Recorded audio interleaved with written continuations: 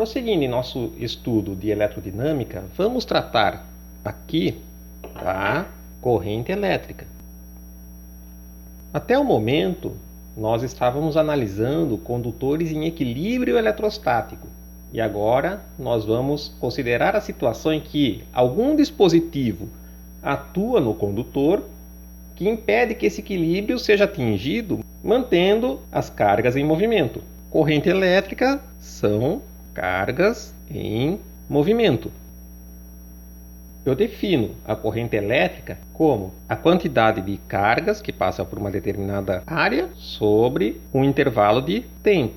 Matematicamente, nós temos que a corrente é dada pela derivada temporal da carga. Vamos aqui analisar as unidades, tendo em vista sempre o nosso Sistema Internacional de Unidades, o MKS, metro, quilograma, segundo.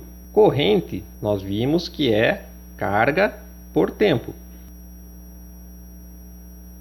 Carga no MKS é medida em Coulomb, tempo é medido em segundos. Nós temos aqui Coulomb por segundo, que nos permite definir uma outra unidade que é o ampere, em homenagem ao André-Marie Ampère. Lembrando aqui que corrente elétrica nós tratamos como se fosse um escalar. Corrente não é um vetor. Vamos considerar agora um fluido incompressível, ou seja, com sua densidade constante e em escoamento estacionário, que implica em vazão constante. Vamos considerar então que esse fluido está escoando um campo de velocidades V. Vamos fazer uma superfície aberta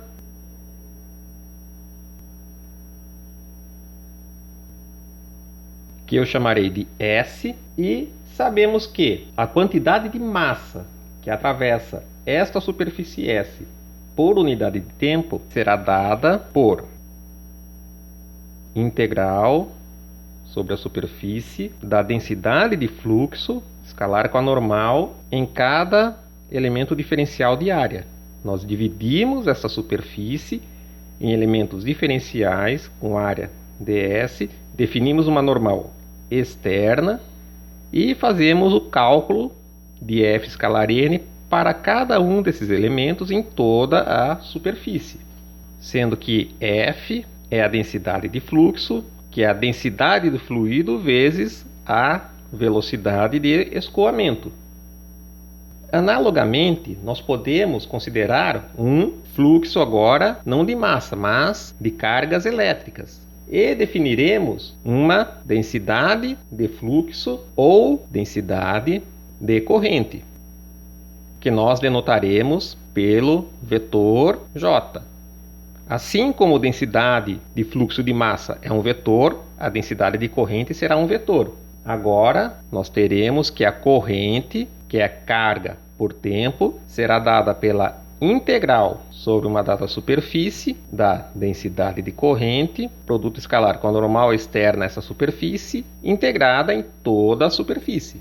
Vamos supor que nós tenhamos uma densidade volumétrica de cargas, que eu vou designar por ρv. E a velocidade das cargas será dada por U. Note que eu estou fazendo uma analogia mais perfeita possível com o escoamento de massa. Aqui também, como eu tenho uma densidade de massa, eu estou definindo uma densidade de cargas.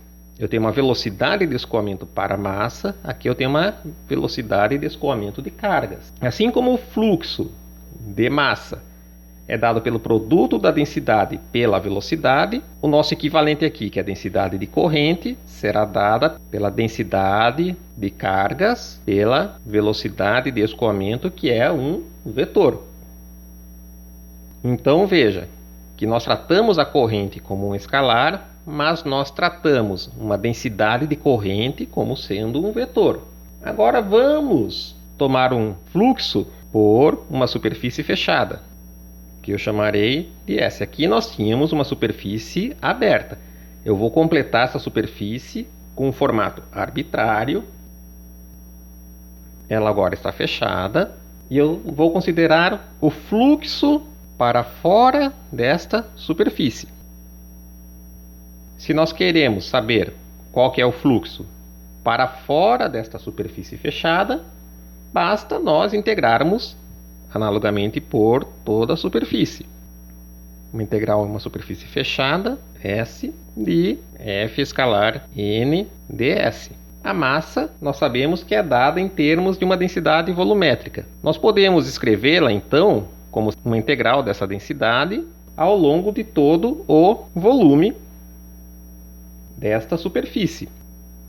Não confundir o V da velocidade com o V referente ao volume. Aqui eu estou representando sem o vetor, então é volume, não velocidade. Com isso, nós obtemos uma equação de continuidade. Lembrando que, como eu estou considerando a normal externa à superfície, eu estou considerando quanto de massa está saindo da superfície. Então eu tenho aqui um sinal negativo. Nós obtemos então a equação de continuidade, substituindo a massa pela sua definição integral. A integral em todo o volume de dρ dt será igual a menos a integral nessa superfície S da densidade de fluxo escalar N ds.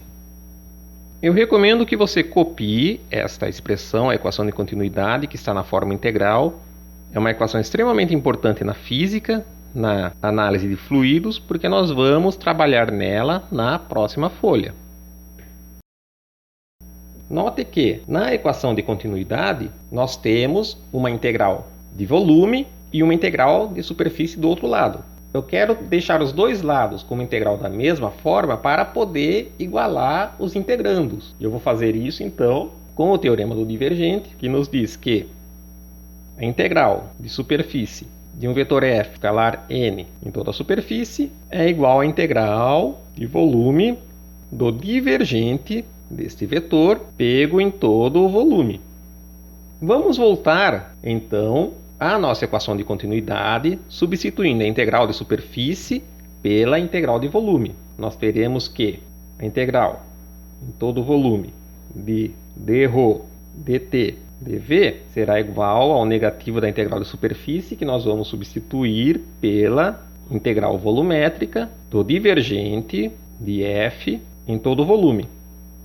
Agora nós temos em ambos os lados integrais volumétricas que abrangem o mesmo volume. Então nós podemos igualar os integrandos. Teremos aqui que a derivada temporal da densidade do fluido é igual ao negativo do divergente de f.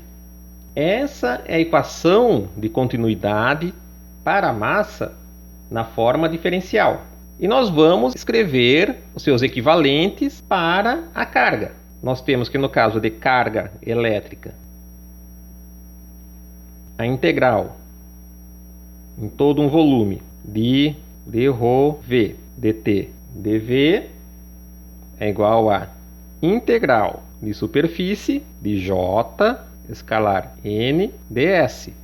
Essa é a forma integral, com sinal negativo. E também nós temos que dρv dt é igual a menos o divergente de J. Esta é a forma diferencial da equação de continuidade para a carga elétrica. E vamos analisar as unidades, novamente no MKS. Nós temos que J é igual a corrente, e se eu integro J em toda uma área, eu obtenho corrente. Então, eu tenho de ter área no denominador.